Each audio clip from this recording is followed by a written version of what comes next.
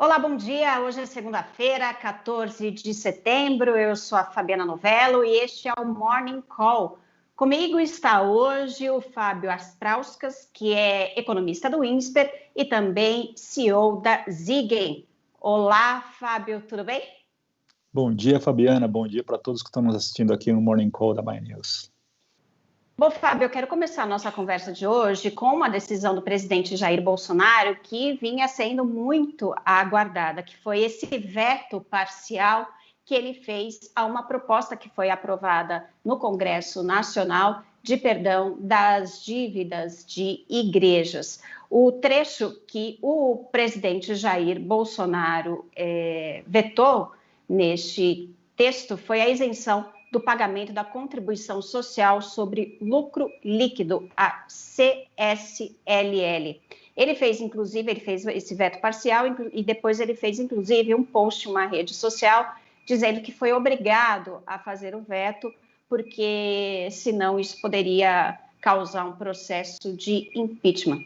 Disse ainda que, se fosse deputado, ele votaria pela derrubada do veto. Ele sancionou uma parte do texto que confirma e reforça que não são consideradas remuneração os pagamentos feitos pelas igrejas aos seus membros e, dessa forma, não estão sujeitos à contribuição previdenciária. Fábio, esse veto parcial já era esperado? Como é que você recebeu essa informação? Eu acho que existia uma pressão muito grande por parte de vários setores da sociedade, inclusive principalmente da equipe econômica do governo, que indicavam que a manutenção, né, dessa isenção traria um prejuízo ou uma perda de arrecadação de cerca de 800 bilhões de reais. Então, esse é um valor importante. Qualquer valor hoje, na situação atual, de arrecadação, de perda de arrecadação para o governo é importante, é difícil de buscar uma fonte alternativa, e eu não vou dizer que era esperado, porque esse é um governo que nos traz algumas surpresas, né, semana a semana, mas parece ser uma medida alinhada com o contexto de organização fiscal, de organização das contas públicas do governo. Então, foi bem-vinda a medida. Pois é, mas ao mesmo tempo ele coloca nesse post que ele fez na rede social que por meio de uma PEC ele pode resolver essa questão de alguma forma. Ele não deu detalhes, mas que, enfim, ele pode apresentar uma proposta de emenda constitucional nesta semana. Pode vir alguma surpresa aí também? E essa declaração dele de que, se fosse deputado, ele votaria pela derrubada do veto. Não deixa aí uma... Ele quis agradar também a bancada evangélica, quis agradar as igrejas?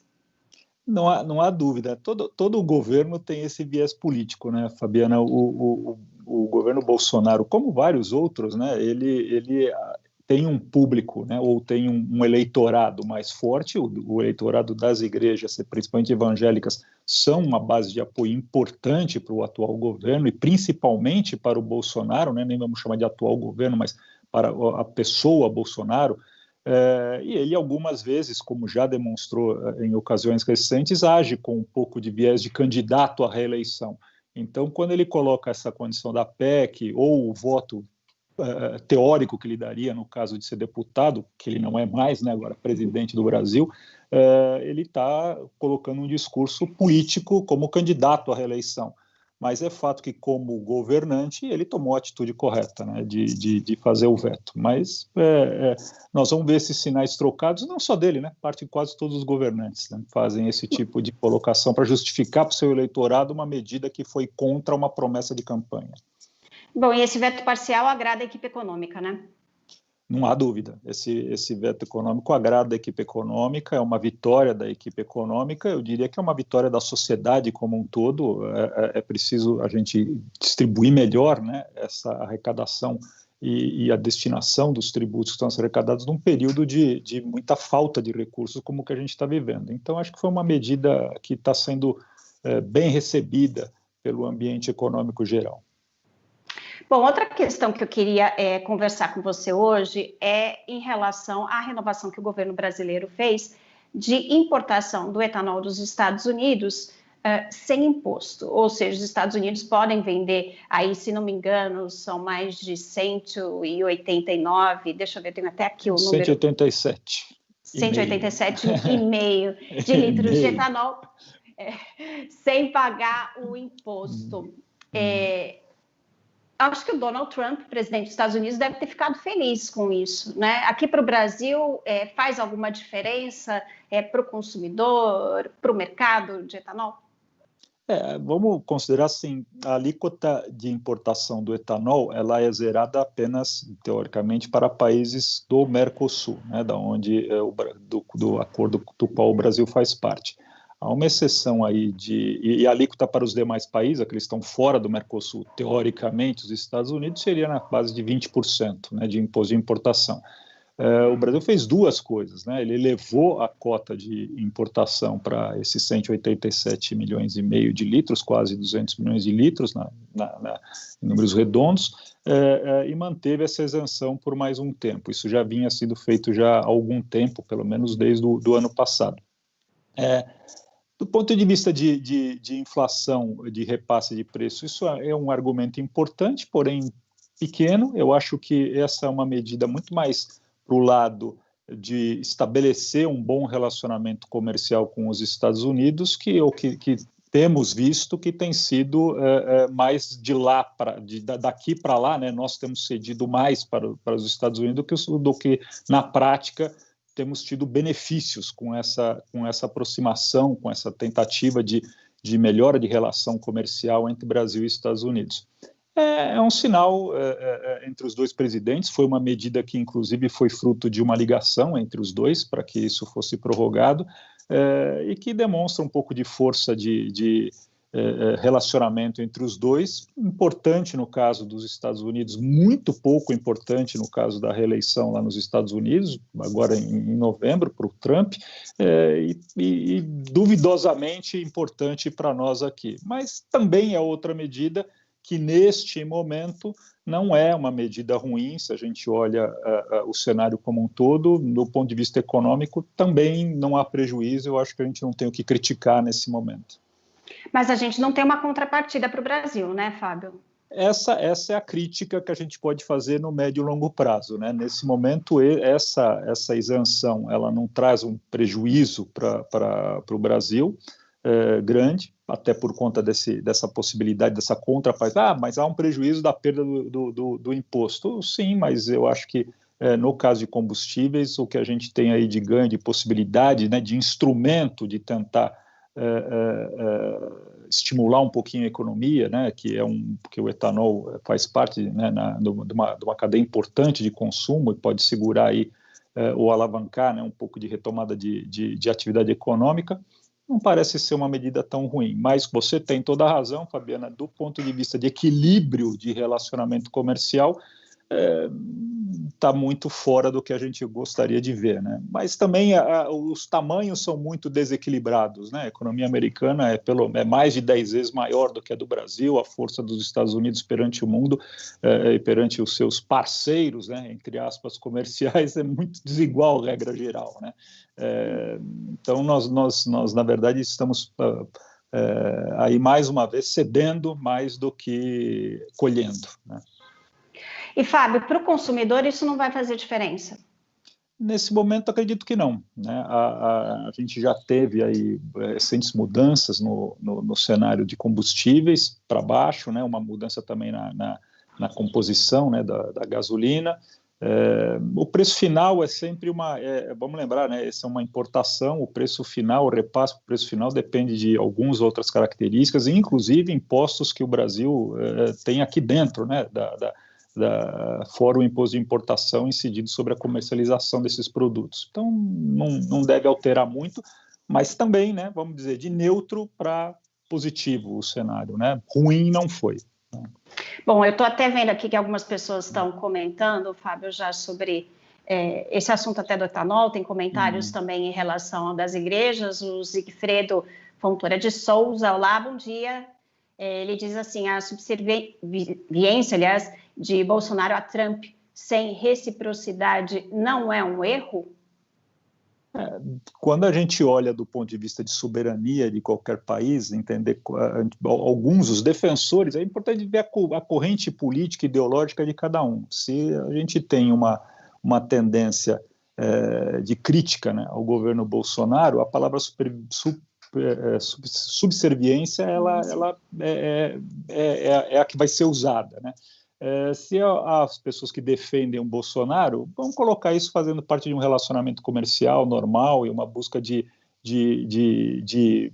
aprofundar, né, o relacionamento e, num momento, ceder de um lado para colher de outro. Mas, como eu disse para vocês, até o momento, o Brasil tem cedido muito mais do que colhido, do que tido vantagens nessa suposta aproximação entre os governos de Bolsonaro e Trump. No médio e longo prazo, isso a gente nem vai conseguir ver ao certo se, né, o Trump não for reeleito. Caso ele seja reeleito, a gente talvez veja se essa política do Bolsonaro, do governo Bolsonaro, vai dar frutos ou não. Até o momento, eu tenho que concordar com o nosso ouvinte, o Zigfredo, né, que não deu. Né, até o momento não deu frutos. Né, e aí essa tese da subserviência está mais forte. Fábio, deixa eu só voltar um pouquinho à questão das igrejas. O Noel Miranda coloca um comentário assim, tinha que ter vetado tudo, porque muitos usam a igreja, enfim. Você acha que o veto teria que ter sido completo na proposta que foi aprovada no Congresso, ou parcial já foi suficiente? O veto parcial ajudou, parece ter sido possível, e, na verdade, esse veto por trás dele tem vários assuntos ou vários temas muito técnicos. Né? Na questão da contribuição social sobre o lucro líquido, parecia claro que se não fosse feito o veto, isso ia ferir alguns artigos e poderia realmente causar mais um pedido de impeachment do governo Bolsonaro, mas por motivos bem mais sérios. No caso da contribuição previdenciária, parecia haver uma brecha confortável o suficiente para que o governo pudesse, ou o Bolsonaro pudesse ali utilizar, né, esse veto como uma forma de minimizar essa insatisfação que o setor das igrejas, obviamente, vai demonstrar para ele nos bastidores. Mas não foi o possível, né, nesse momento. Se você perguntar, olha, deveria ter vetado tudo? Acredito que sim. Né? Essa seria uma medida mais coerente do ponto de vista de corrente econômica de pensamento, né? Mas da corrente ideológica e de base eleitoral, né, do eleitorado do governo, eu acho que o governo fez o mínimo que poderia fazer. Né? Bom, Fábio, outra questão que eu queria colocar aqui na nossa conversa de hoje é a retomada dos testes da vacina contra a Covid, dessa vacina que está sendo desenvolvida pela Universidade de Oxford e também pelo laboratório AstraZeneca. Na semana passada, os testes foram suspensos, veio aquele balde de água fria em todo mundo que está aguardando com ansiedade uma vacina contra a Covid-19. E aí, neste fim de semana, os cientistas anunciaram a retomada. Os testes haviam sido suspensos por causa de efeitos adversos que estavam sendo analisados em uma participante, em uma voluntária deste processo de testagem. E verificou-se aí que não há relação entre o quadro e a vacina. Hoje, aqui no Brasil, a Anvisa, então, liberou a retomada de testes dessa vacina da Oxford e do laboratório AstraZeneca. Bom, acho que isso tem um impacto, é claro, todo mundo que está aguardando a vacina tem um impacto de dar otimismo nas pessoas, mas na economia global, isso pode ter um impacto? Como é que essas vacinas, esses estudos podem interferir na economia? Pode dar um ânimo, Fábio? Eu acho que esse é um cenário mais ou menos desenhado, Fabiana, do ponto de vista dos grandes agentes econômicos. É sabido que alguma vacina, seja essa ou várias vacinas, né? Na verdade não será uma só que nós teremos à disposição nos próximos meses. Elas estão em várias em estágio já bastante avançado de desenvolvimento, de testes. Provavelmente alguns países já terão essas vacinas aplicadas aí, talvez já na segunda quinzena de novembro, dezembro e janeiro. Dificilmente a gente vai ter um cenário ou para poucos países, né, nós vamos ter cenários onde isso vai se estender para depois do segundo trimestre do ano que vem. Esse é o cenário mais provável, né, seja uma ou outra vacina. Nesse momento, a oferta começou a crescer de alternativas, está crescendo rapidamente. De fato, assim, eu acho que o ânimo ou o desânimo, né, a notícia que veio com a suspensão temporária e agora a retomada desses testes, ela afeta mais o nosso psicológico do que a economia como um todo. Se a gente observar a semana passada, a Bolsa teve pequenas reações com relação a isso, os mercados de maneira geral, câmbio, investimentos, é algo normal de acontecer. Não foi algo que afetasse o desenvolvimento de outras empresas, né, que estão colocando esse produto em testes. O próprio governo russo já também deu um total descrédito para qualquer tipo de teste mais cuidadoso nesse sentido, e está liberando para uso a vacina desenvolvida por eles. Então, eu acho que é uma questão de meses. É importante para nós, né, como cidadãos, né, como pessoas que estamos aqui sofrendo os efeitos do isolamento, mas para a economia como um todo parece que é um cenário dado e não há muita surpresa, né? A surpresa teria sido se esses testes tivessem sido interrompidos por mais tempo ainda, né? Isso seria uma surpresa bastante grande. Ainda bem que não houve, né? Uhum. Tá certo, Fábio. Eu agradeço a sua participação no Morning Call deste início de semana, dessa segunda-feira. Fábio Astrauskas é economista do INSPER e CEO da Siegen. Muito obrigada, Fábio, por essa conversa. Até uma próxima oportunidade. Obrigado, Fabiana. Obrigado para todos que nos assistiram no Morning Call. Bom dia a todos. E esse foi o Morning Call desta segunda-feira, 14 de setembro. Amanhã tem mais, gente. Até lá.